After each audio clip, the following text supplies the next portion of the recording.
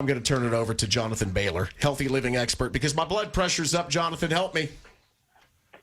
I'm here to help. Yeah. Deep breathe, deep breath. Well, you know, we're on here to talk about the American diet, which sucks, by the way, because that's why we have high obesity and chronic disease rates. But you got a new study revealing that 52% of Americans have been consuming more unhealthy snacks and desserts since the start of the pandemic. That's bad. That's real bad. And it's not getting any better with what we're seeing, what's happening with the economy and the inflation and Ukraine. So it's not getting less stressful, that's for sure.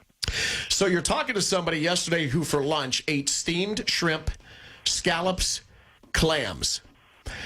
The guy with me in here ate 2 fried chicken sandwiches and 2 large orders of fries from Burger King.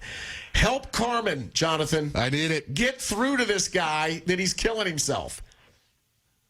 Well, Carmen, the first thing I would say is that you're obviously not alone, and we got to take a step back and say, what drives you to eat those foods? I'm not trying to, psychoanalyze you on the call, but that's the Burger King app. Number one. That's what drives me. The Burger King app. 2 original chickens, 2 large fries for $4.99. That's what drives me. But see, that's a great distinction because most quote-unquote healthy living experts are going to tell you your problem is eating at Burger King. Whereas what I would say is you can still use that Burger King app. We can just make different choices on that menu in the right direction. And that's really the negative, Jonathan. That's not no salad here. Okay. No, I'm not saying salad, right? So imagine a hamburger. Most people, when they order hamburgers from Burger King, aren't like, man, this bun is a game changer. Like, I love my hamburgers because the bun is so delicious, right? So imagine just having that burger, sans the bun. No, that's fascist. I do that all the time. No. I seriously. Gotta have the carbs No. with it. Listen, when I order, because I like a hamburger just like anybody else, Jonathan, but when I order a hamburger, I go minus cheese, and I take one of the buns off, and I chuck it. And I eat it with just one bun. Hey, I paid for it. I'm eating it. Help Sorry, me, Jonathan, help me. But it's progress rather than perfection. So I think we get paralyzed by the pursuit of perfection. We're like, unless right here, false dichotomy, right? I said either salad or I'm going 14 Big Macs. That we don't need to make that choice. We can just be like exactly what you said. Burger, still enjoy the burger. Could you do it with one of the buns, not 2? Jonathan, do you think one of the big issues, and I'm not throwing Carmen under the bus here, but even with Carmen, I mean, Carmen's relatively young. We don't realize that what we're eating today or our lack of exercise today is what's going to get us 10 years from now or 20 years from now. People don't look that far ahead. They think, I'm good now, I'm good, everything's good. But that changes over time. It does. It's definitely a challenge because, we even see that with smoking. Sort of the plague of youth, right? This idea that, I can do anything, I'm young. And the key thing I've found to be helpful with folks is, look, Carmen, I don't know you too well, but chances are you're pretty good at life based on the position you currently have. And it's about performance rather than health, if that helps, right? Like if you can kick this much butt eating that way, imagine how much butt you could kick if you ate slightly differently. Things like kale and raisins don't turn me on, Jonathan.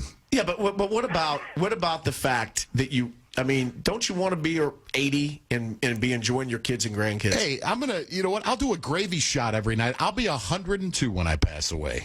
Book it.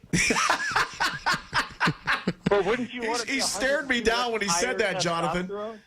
Imagine how much higher your testosterone would be. Like, I don't have a problem there, my friend. But it could be even higher. Well, that would be dangerous. If you do have a problem, though, mentality will take care of you, bro. Sure. Yeah, absolutely. Low T. Yeah. LowTUSA.com. Yes.